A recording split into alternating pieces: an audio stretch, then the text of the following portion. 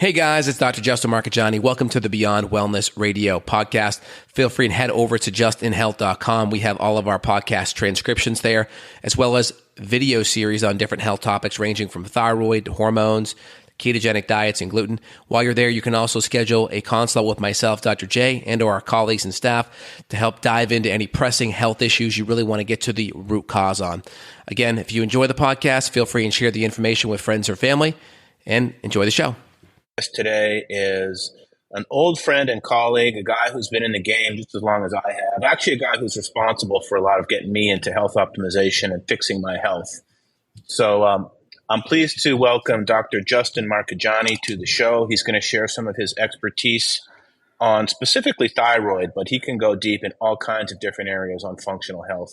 Doc, welcome to the show. Hey, Dave, thanks so much. I mean, I remember years ago, you're like, hey, I'm thinking about doing this podcast thing. How should I do it? And here you are, man, you're making it all happen. So love it. Love what you're doing here. This is great. And excited to drop some serious knowledge bombs on today's podcast. This is good. Yeah, there's just a ton to unpack with respect to thyroid health, especially what are some of the more functional interventions for thyroid health.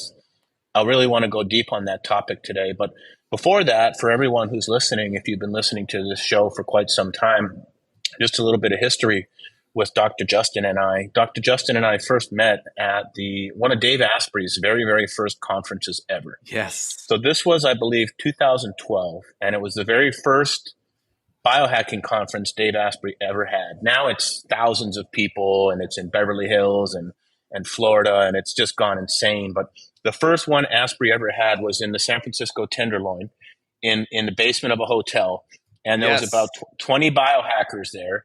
And Dr. Justin was there, and he had his adjustment table out, and he was just after the conference, he was just hustling. He was doing adjustments. Yeah. He was like just on it. And then Doc, you were practicing in Cupertino at that time in the Bay Area. That's correct. And I was living in San Francisco, and I started coming to your office in Cupertino, and I started working on my health with you. You were really the first functional doctor I'd ever worked with. And what was amazing about working with Dr. Justin was he was the first person who could actually go and find all those subclinical things that needed to be addressed that every other healthcare professional I'd worked with had missed. So, for example, Justin, you identified some issues with thyroid that we're going to talk about here today. I had very high levels of reverse T3, and we're going to get into what that means. Now, why does that matter? Well, nobody I'd ever worked with medically had run a full thyroid panel. They just ran some half-assed TSH panel. So that was the first thing. And then you started looking at more of the functional testing. You started looking at the microbiome, and you were the first to identify that I had a gram-negative bacteria in my microbiome, which is not bad. We all have it. Right. But what happens is in some people, it gets out of balance relative to other parts of the microbiome. And you were the first one that was able to test that, and we worked on it. And all through this process, I was keeping all the lab test information you were running for me in a spreadsheet. And then what I did was I'm like, hey, this is pretty interesting. I went back to all my old doctors and I got all my old blood work and I added them to the spreadsheet. So now I had the data from when I was working with you, but then I also had 10 or 15 years more into the future from past doctors. And that's honestly where I had the aha moment for Heads Up, which is, wow, I actually have more insight into my health than any doctor will ever have. Because all I did was put this fucking data in a spreadsheet, pardon my French. Yep. And it's like, why is the system not able to do this? And I could see trends that had been going in a certain direction for 10 years. And there is zero chance that any medical professional would ever be able to see that. Not because they're not looking. It's because the system is so fragmented. I had 4 patient portals to log into: Quest, LabCorp, Stanford, UCSF, St. Mary's, to try to cobble this data together. So before we dive into the thyroid topic, I just thought it'd be fun to reminisce a bit, Doc, about like how we first met. We've been doing this biohacking thing since 2012. So we're kind of like the OGs, and just how you actually working with you. And then you might remember we started even designing screens together for the app. I'm like, hey, Justin, what do you think about this screen for like tracking ketones? And you're like, well, you also need a you also need to add a tag for this, and I showed you one for blood glucose. And you're like, well, you need these little pieces of information, and change it this way. So we started actually like working on some of the early user interface designs together. So it's fun. It's been like, I don't know, man, gosh, 10 or 11 years now we've been working together. I love it, man. It's great. Time flies. This is awesome. And we're going to kind of reminisce a little bit and try to coalesce some good information to help the listeners out. So that's phenomenal. I love it. Yeah. So, also, Justin, I've seen you speak at a number of conferences. I've seen you speak at PaleoFX, among other things. And you have an incredible amount of expertise on thyroid.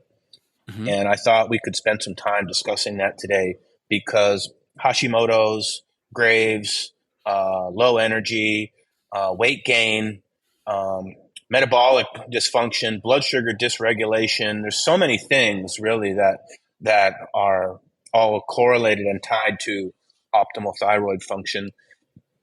Autoimmune conditions, autoimmune thyroid. And even if you're listening and you've never even run a full thyroid panel on yourself, and you're working on a lot of these things, it's an area that Justin has a tremendous amount of expertise on. So, Doc, maybe we could just start by having you give us a basic overview on the thyroid gland itself, what it does, what is that cascade of hormones that starts, like right from the pituitary, that whole cycle, if you can break it down for us. And then let's get into like the full thyroid panel, why it's different from just looking at TSH, and what tests have to be on the full thyroid panel to get a full picture of what's going on. Yeah, awesome, man. Great question. I hit you hard there, Doc, with a couple of big ones right out of the gate. No, that's good. That's good. I'm excited to dive in. So, I mean, first off, I got a book on thyroid health coming out called The Thyroid Reboot. So my first chapter, I give that away free. So if you go to justinhealth.com, you can get access to it. I have a lot of the lab ranges and everything there. So some of this stuff will be there. So it's kind of like, think of it as like a cliff notes. If someone wants to get access, we'll link to it here as well. Yeah. And we'll link to that chapter and then the book. Perfect. That's awesome. So, I mean, out of the gate, like thyroid health is a major issue just today in general. I think it's 1 out of 5 women have it. There's an autoimmune implication that tends to get skirted over by conventional medicine because, the medications to treat autoimmune conditions a lot of times are worse than the actual issue. And we still have a very antiquated way of looking at thyroid health, right? Conventional medicine looks at things from a disease-based state.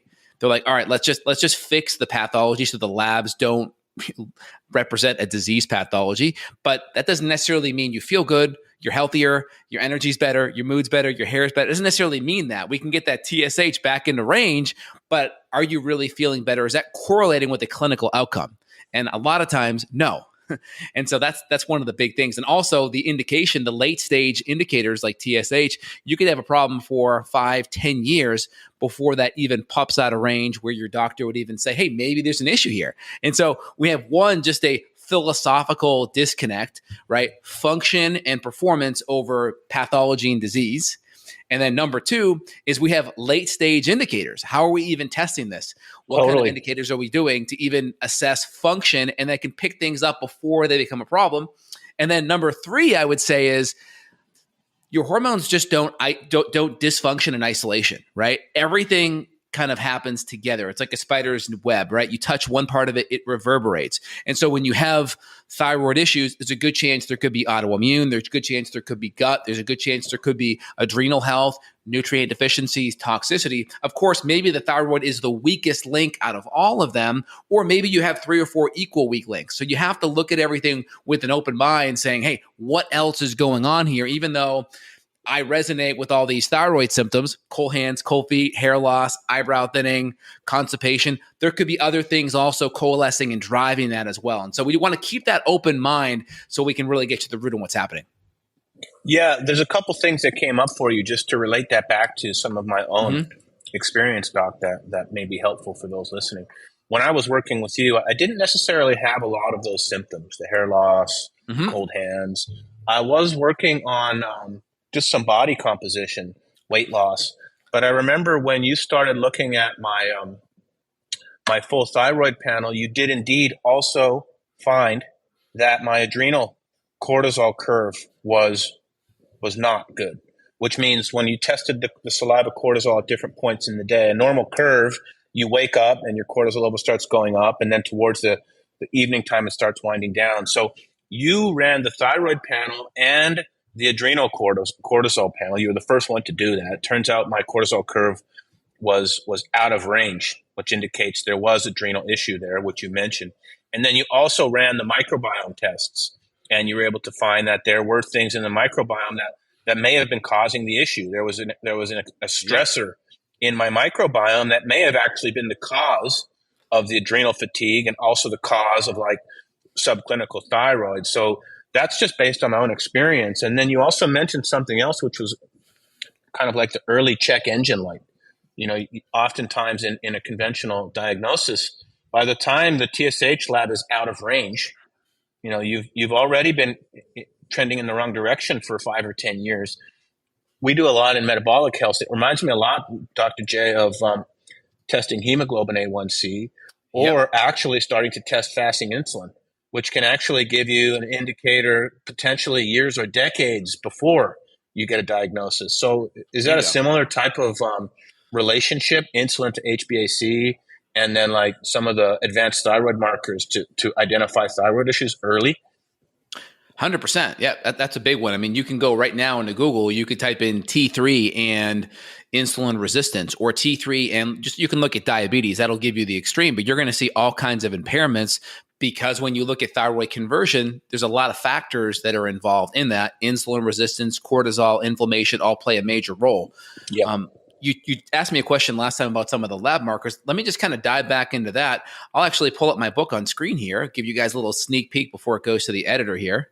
All right. You able to see it yet, Dr. J? Yes. You able to see it? Oh, hang on. Let me just enable the screen share here. Yeah, we got it, Doc. Perfect. Awesome. All right. So let's dive in. Here's the content. So if you're listening, we'll link to this. If you're watching on the screen, Justin is scrolling through some of the information that he presents on his website and in his book. So take us through it, Doc. This will be the new book here that comes out. So chapter 1 is going to be the first one, because we talk about some of the thyroid lab testing here. So let me just kind of dive into that. There's a couple of good and please mention, Doc, the difference between TSH and the full panel, because I think that's really the pearl here of making sure you run the full thyroid antibodies, T3, T4, reverse T3. Mm-hmm. Like a lot of my friends and family in Canada, they can't even get a reverse T3 run. They just won't run it, period. Yeah, exactly. It's crazy. So when we look at kind of physiology of the thyroid, right, we have the brain communicating with the thyroid to actually make T4, right? Yep. So typically conventional medicine, they're only looking at this brain hormone called TSH. So they're like, oh, I'm going to test my thyroid. Well, are you really testing your thyroid when you go to your conventional doctor? Or are you testing a brain hormone? You're actually testing a pituitary hormone. Now, that pituitary hormone is a signaling hormone. It talks to your thyroid to make T4. Here's T4 right here. It's relatively inactive. It's about 300 to 400% less active than T3. And so T4 is good to look at, because if you have low T4, you're probably going to have low T3. So it's nice to see at least that component. Most are only going to run TSH. Maybe you run T4. And then we have this conversion here. And this T4 goes either to active T3 or to inactive reverse T3, okay? And so if we go back to some of your situation, you had this low level or this high level of reverse T3, this lower level of T3, and this is an important thing to look at. This can be very helpful. I had a conversion issue. Mm-hmm. Yeah, exactly. Now, there's another infographic down here that I made. Let me see if I can grab it. So I had normal TSH, just for everyone listening. Yep. So if you just tested TSH, I would have come back in range. I had normal T4, so that looked good. But then when you looked at the level of T3, I was low. And when you looked at the amount of reverse T3, I was high. So my T4 to T3, that step in the chain was broken. Did I get that right, Doc? That's correct. Yep, that's correct. So then the question that you worked on with me is why? Why is that conversion not optimal? And that's kind of where you and I really started our thyroid work. Yep. And here's a good infographic I made that kind of looks at a lot of the things that can impact this conversion. So we have different stressors, right, that have a major effect on thyroid activation. Cortisol, high or low. So this cortisol is a stress hormone. So if we're acutely stressed, it's good that cortisol goes up, right? That's a good thing. The question is we don't want it to stay up where we're anxious, tired but wired, can't sleep, excessively sweaty, our sympathetic nervous system, our limbic system's in overdrive. So cortisol is a big one. There's different nutrients. So if we have selenium issues or anemia could be low iron, low B12, because we have gut issues, dysfunction. Maybe we're vegan or vegetarian. Maybe we have low selenium, right? Maybe we're not breaking down and ionizing our selenium. We could have insulin resistance. We could have gut issues, inflammation. We could have gut bugs or gut permeability. Maybe we're not eating enough protein. I mean, the backbone of a thyroid hormone is actually tyrosine, which is a protein. And so all of these things, heavy metals, you could throw mold in there. With females, low progesterone is a big deal as well. So all these are factors that can impact, thyroid conversion. So when you go to your conventional doctor and they're like, yeah, your TSH is okay. Well, is that enough? It's more than likely it's not enough. And then the question is, even if you run a full panel, you still have to look at it with the mindset of like, all right, which one of these things could be active? What do we have to dive into next? Does that make sense? That's exactly what I was hoping to get into. That kind of maps back to my own experience as well. I had to start looking at a lot of those things. I wasn't supplementing at all with B complex. Turns out I needed to because of a methylation issue. That was, I figured out later. Selenium, that's something that you had me add to my supplement stack. I still take it today. Iodine, I do take a little bit of that in the stack. Insulin resistance, when I was working with you, Justin, at that time, I had no idea what it meant to check my blood sugar. I had always been young and healthy and fit. And I'm like, check my blood sugar? You mean like stick my finger and get a drop of blood? And like, but actually that is probably one of the most profound things I've learned on the journey, because understanding which foods send your blood sugar off to the stratosphere and which foods actually keep your blood sugar in check, that is a massive game changer, not only for thyroid health, but just for sleep and weight loss. So insulin resistance, I had some early signs of that just from being ignorant to it, quite honestly. And then gut, we already mentioned, I had some issues there. Make sure I'm getting enough protein. That's just really, really easy to overlook. So I guess once you figure out that some of these lab ranges are not right, that's where the functional expertise comes in and you start the diagnostic process. It's probably one or more of these things that all need to be addressed. And the thing with the functional approach is when you're working on these things like insulin resistance and micronutrient deficiency, they don't just fix, the day after you start taking the supplement. Unlike a pharmaceutical, which can have very, very fast acting effects, these types of things, they can take months, sometimes years to fix. Is that accurate? 100%. Yeah. I mean, these things, didn't happen in a day. A lot of times these problems have been going on probably for a decade before you even noticed it. And so here's a graphic I just put into the book here now. I had some of these images pulled out because when you're doing book editing, it's a pain in the butt to put color images. It just makes your book go up like 3 times in cost and everything. And so I'm trying to get a lot of these things converted to black and white, but I just pasted this in here. I think it's helpful.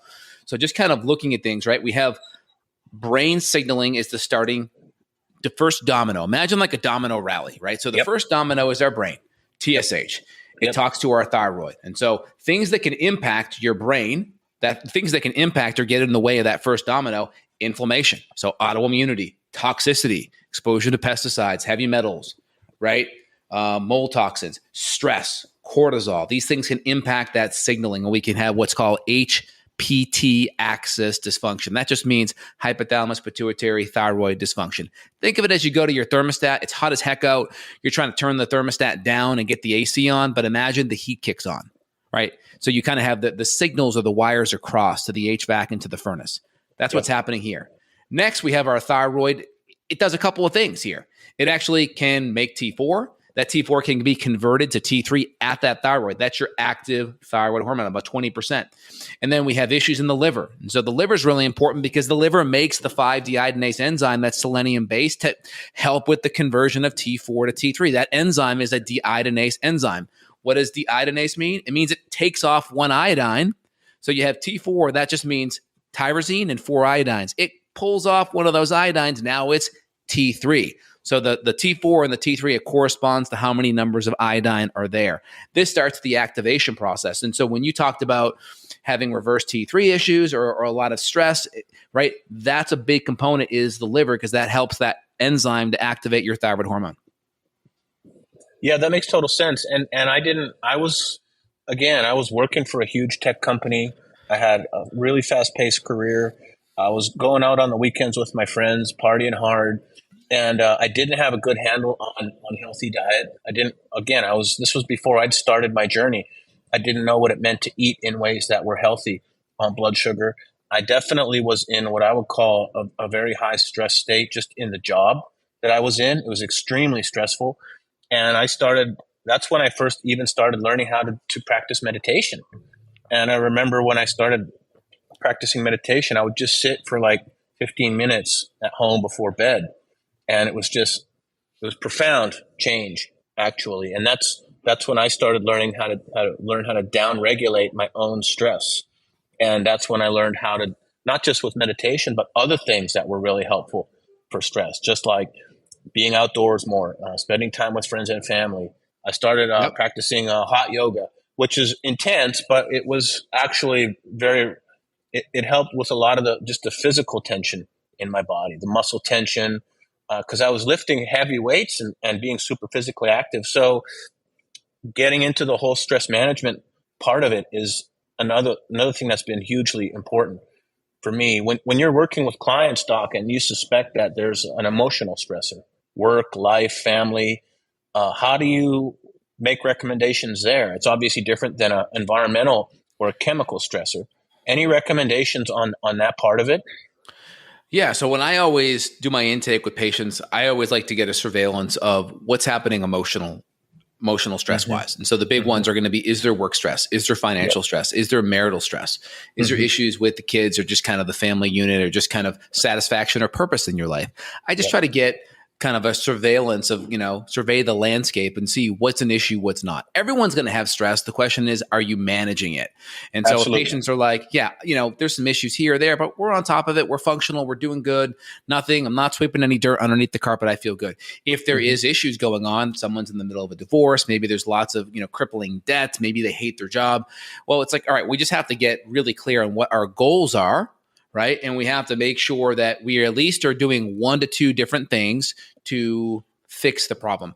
Our brains it's a good way to look at it. They will. It's like, it was tax week, I think earlier in the week, right? April 15th, right? Tax day, right? If I ignored filing my taxes and paying my taxes, my brain would chip away at me and keep me up at night because of the stress and the consequence that could happen. And so your brain's not going to stop until you start doing stuff. Hey, reach out to your bookkeeper, reach out to your CPA. It's trying to get you to take action, and it will create anxiety and stress until you are motivated to do it. And so just make sure that you're taking some action to neutralize these issues. And so I just say, write down the big 3 to 5 issues. Make sure you write down 1 to 2 steps that you are actively pursuing to neutralize that. That gets the limbic system off your back. And then you start to feel like you're getting momentum on that. And then, of course, you can do extra, stress management things, whether it's, meditation, prayer, gratitude, EFT. Go to the spa, just even self-care. For the fellows out there, just go to the spa. They got like hot tub, cold plunge, infrared sauna. Just take a couple hours there. And it's important. I tell patients. Go ahead. I want to emphasize emotional stress as a potential impact on thyroid function. I don't think enough people make the connection between something like work stress and how that can affect your body's own chemistry. So that's just like the one connection point I want to make here is understanding that just purely stress can dysregulate this whole chemical process that Dr. Justin is explaining here. Yep, 100%.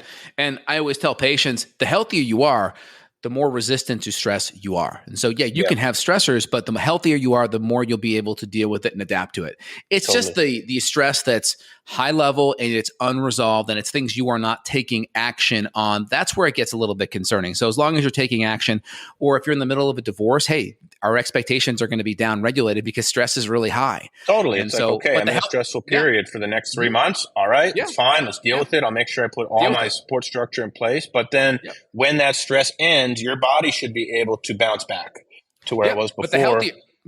Bingo. But the healthier you are, the more you're going to be able to adapt to what's happening. Love it. And so just kind of looking at this last part here, I didn't quite go into it, but the reason why we have all these conversion issues, cortisol imbalances, guess what? That's going to be a big component of stress because what's happening when you're stressed, lots of cortisol, lots of adrenaline, it can deplete neurotransmitters, it can deplete a lot of nutrients.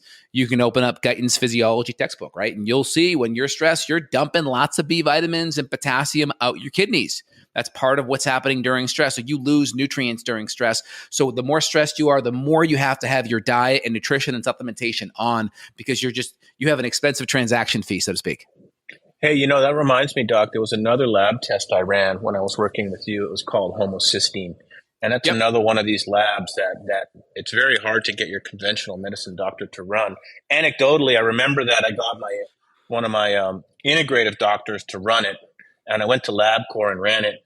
And LabCorp sent me a bill for $350 for a homocysteine Crazy. test. And then I went on the LabCorp website and I could buy the same test for $70. And my insurance company billed me $350. I'm like, hey, shouldn't the rate that my insurance company gets be lower than what you get off the street? That's when you realize how fucked up the system is. Anyhow, the system is totally jacked up. Yep. It was out of range high for me. And you said, hey, Dave, this is probably related to B vitamin deficiency. Yep. And so you gave me a couple different B vitamin complexes to try. Ultimately, it took a combination of a couple of the right B vitamin supplements. Right now, just for those listening, I use the Quicksilver methylfolate. It's a sublingual. And then I use another one that's in a pill format from Designs for Health. And that combination gets my homocysteine down in range. So that's, I think, I saw it in my own physiology, the B12 deficiency. It showed up in a elevated homocysteine value, among other things. And then conventional medicine, when they look at that, here's how they look at it. Oh, you have a B vitamin potential issue. Let's just run a serum B12. Well, that's probably not going to show up anything until you have, unless you're extremely vegan, vegetarian, or have a lot of gut issues, irritable bowel disease, those kind of things. So you have serum B12 on one side, and then you have things like homocysteine, methylmalonic acid, or trans-holocobalamin that are much better markers that are more sensitive to pick these things up. Yeah, and then you could even put Figlu into that same can, 4-aminoglutamate. So we can run some of these markers that will pick some of these things up even ahead of time. Now, I just wanted to hit real quick here, just some of the markers that we were talking about. You asked me some of the lab markers. So I'll put this on what's screen the full again. thyroid panel? That's, I think, what we should get into. What's on it? There's like 12 or 14, if I'm not mistaken, that are on the full panel. Yeah, I'll give you that. Approve me to add that to your thing. Do you see it there? Oh, yeah, I see it, Doc. Yep. I'm going to add it back in here. There you go. Okay, so first thing here, TSH, right? That's the brain hormone. Yep, that one's standard. The standard range is about 0.5, right? I do about 0.5 to 2.5. That's a more sensitive marker. The American Clinical Endocrinology Society says anything above 2.5 starts to become a little bit problematic. So TSH, that's the brain hormone. That's here, okay? Yep. Now we go to T4. Now, free is always the most important. For a first timer, you can come in and run T4 free and total. That's totally fine. Total is going to look at the overall output. So my range is 6 to 10 on that, mg to DL. Conventional medicine is a little bit wider. And so that's good to look at least 6. All right. Now on the free, I like to be at 1 to 1.5 ng per DL is ideal. Okay, that's good. This is your relatively inactive thyroid hormone. T4 still has roles in the body for brain health and bone, but 1 to 1.5. But really, T3 is going to be the next most important one. We have some indirect markers here like FTI, not really important. Get the first chapter of the book, you can see it. T3, same kind of thing. We have T3 total. This is going to be our overall kind of glandular output. This is about 100% of what's produced. And then we have, guess what? T3 free. That's going to be the more active. 2 to 5% of your hormones actually free. The other 95 to 98% are protein bound. So again, ideal healthy range is about 3 to 4.2. Standard range is a little bit wider, 2 to 4.4. So we want to be in that middle quintile to upper 25% quintile is a good place to be. And on the T3 total, about 100 to 160 is pretty good to be. That's excellent. Now, looking down below, there's T3 uptake. Again, I don't typically worry about this. If your T3 free is pretty good, it's good, nice to have. We have reverse T3. It's another good marker. Reverse T3 can be important to look at, especially when T3 free is low. So reverse T3, when T3 free is low, I'm like, all right, why is it low? Do we have a reverse T3 issue? Do we just have a conversion issue? We're not really converting much T4 to T3 in general. Forget reverse T3. That was me. When you have conversion issues, it's good to know. When this is high, it tells me a potential stress response is going on. And that reverse T3, I was pushing it too hard, training too hard in the gym, too much stress at work, going out on the weekends. It was just like it was all compounding. Yeah, and so kind of right here, it talks about it. Reverse T3 binds into the thyroid receptor site just like T3 without the same metabolic response. So it's like putting a blank in a real gun. You pull the trigger, there's a loud noise, but there's no bullet. It's taking the place of the real metabolically active hormone. And then we have our antibodies, thyroglobulin antibody, and then we have TPO antibody down here below. These are the most common ones to look at Hashimoto's. So anything above 15 or so, or above 0.9 or so on the thyroglobulin antibody could be problematic. We have thyroid binding globulin. This is a lot of times going to be looked at when there, I think is, let's see here, this thyroglobulin, this is going to be looked at more for like cancer and things like that. And then thyroid binding globulin, that can go up when there's binding issues. So when there's a lot of hormones, you see it in women with birth control pills or extra exogenous hormones, those can significantly impact those things, or even, PCOS and such. So those are the big markers that kind of there out of the gate. And now functionally, I'll run temperature testing along with that to see how the physiology, because we know the thyroid plays a major role with the metabolism. And so it's nice to correlate that with body temperature, because metabolism and body temperature are equally connected. So it's nice to look at, one, what the patient's symptoms and presentations are, hair loss, cold hands, cold feet, fatigue. 2, look at the actual lab markers. And then 3, try to find some subjective, objective, middle ground marker of their physiology, which is body temperature. Yeah, I remember you talking about basal body temperature, which is very different from just checking your temperature. For example, when you get the thermometer out of the medicine cabinet and check it. Basal means you check it. Well, you can explain it, Doc. Can you explain the difference between basal and a regular, just middle of the day temperature check? Yeah, ideally, you're going to do it before you get up, before you start getting active. Right in bed, before you even get out of bed. Right in bed.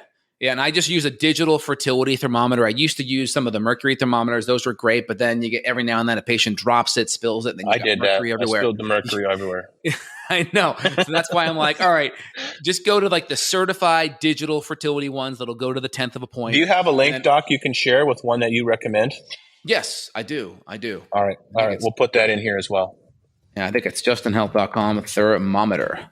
justinhealth.com thermometer. I'll put the link. Yeah, so you just get the thermometer before you get out of bed. You do take a couple minute reading, and that's your basal temperature before you've actually gotten out of bed to do anything. Yep, that's the one that I like right there.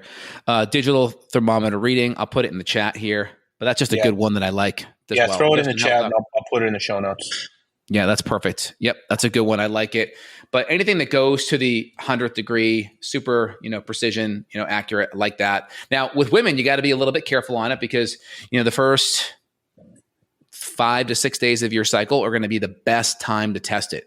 Once a woman starts getting in the middle part of their cycle, there's going to be about a 0.3 degree bump due to ovulation. So 2 to 6 is going to be the best, but once they hit the ovulation to the second half of their cycle, there will be a big temperature bump. And so if you're testing there, you could get a false high reading saying you're okay. So just in females, that first week of the cycle is going to be the most accurate on that front. Awesome. Okay. So hope that makes sense in that one. It does. Now, let's try to round it out here, Doc. So if you're listening and you've never had a full thyroid panel, even if you're generally healthy, I think it's good to get a full thyroid panel just so you have baseline data. There may be nothing wrong, but 3, 5, 10 years from now, you've got baseline data on all of the tests that Dr. Justin mentioned. For those in the United States, it's actually pretty easy to order your own labs now. So if you have a medical doctor that won't run the full panel for you, you can just go online and pay cash for it. I think even Quest and LabCorp, Ulta Labs is another one we use. Get a full thyroid panel, get your baseline data. And then if you're working on any type of some of the symptoms Dr. Justin mentioned, hair loss, cold hands, fatigue, weight gain, fingernails, or just you're a biohacker and you want to fully optimize every shred of performance, full thyroid panel will be the way to go. Doc, when is your book going to drop? Because you're the master. I've seen a lot of presentations on this. You break it down better than anybody. So when can we get access to your resource? Yeah, absolutely. The book will be coming out sometime this summer or fall. I'm just going through the last little bits of editing. The problem with writing a book, it's never good enough. You go through it, you're like, okay, not anymore. It's the same building your own software, Doc, by the way. Oh, it's just crazy, because it's just like, it's never good enough. And I probably will never go and like write it myself again. I will just hire someone to do it for me so I can just like totally be detached. You get too attached to it. You gotta put your baby out there at some point, and so, it might be ugly. And you know what? Then you iterate on it. So it's different with a book. With software, like with Heads Up, we can put it out. Okay, that user experience sucks, and we can go back and quickly iterate it. Not so with a book, so I can understand the need to want to get it just perfect. Exactly. So I'll put here a couple things here. I got some options here for people to get thyroid tests done. I'll put some links here. I have my abridged thyroid test, which I do for patients that already kind of know where they're at, that doesn't have the total thyroid hormones. And then I have my complete one. I'll put the link here for you guys here. They'll be in the back of the book. I kind of saw how Tim Ferriss did it, where he had like recommended links at the end of 4 Hour Body. I'm like, I'm going to do it like that. So there's good resources there. So yeah, and Dr. Justin can also people can consult with you as well. Justin Health, if you want to get a full breakdown, Dr. J can help you there. And of course, if you need the best app on the market to help you track all your lab tests over weeks, months, years, decades, measure basal body temperature, track sleep quality, blood sugar, that's Heads Up Health. So, Doc, I think what I'm creating at Heads Up is really a good complement to what you're creating. People can have all of their blood tests, not just the ones from the doctor they're working with today. Once you actually take the time to get your labs organized, you'll be able to see trends and things that most doctors will never see just because they don't have all the data. So, Heads Up and Dr. Justin's thyroid protocol, match made in heaven. Hey, Doc, in closing here, I want to ask you a question that we often ask some of our guests here.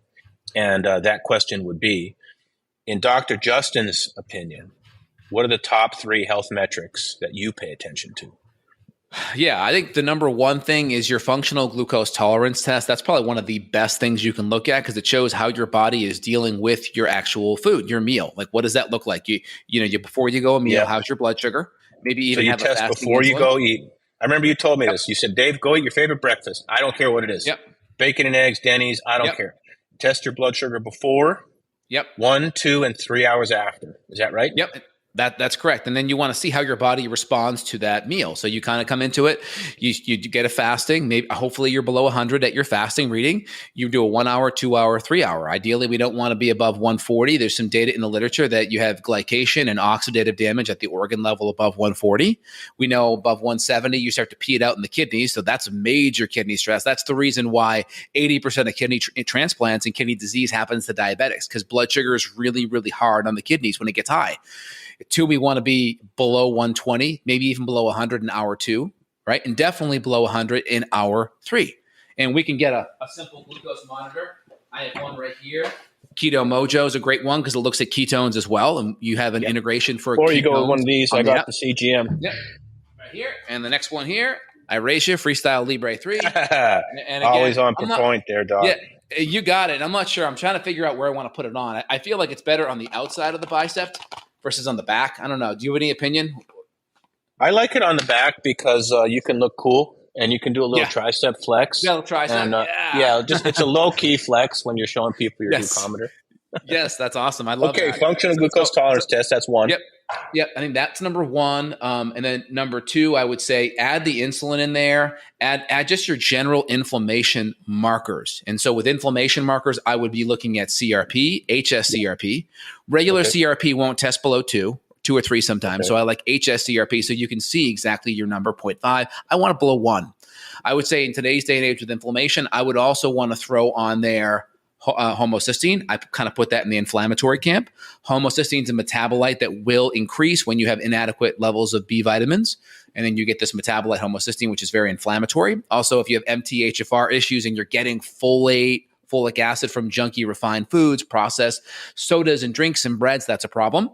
I would say next, I want to look at fibrinogen. You only get 3, Doc. You got to narrow it down. So you got functional glucose tolerance, you got CRP, you get one more.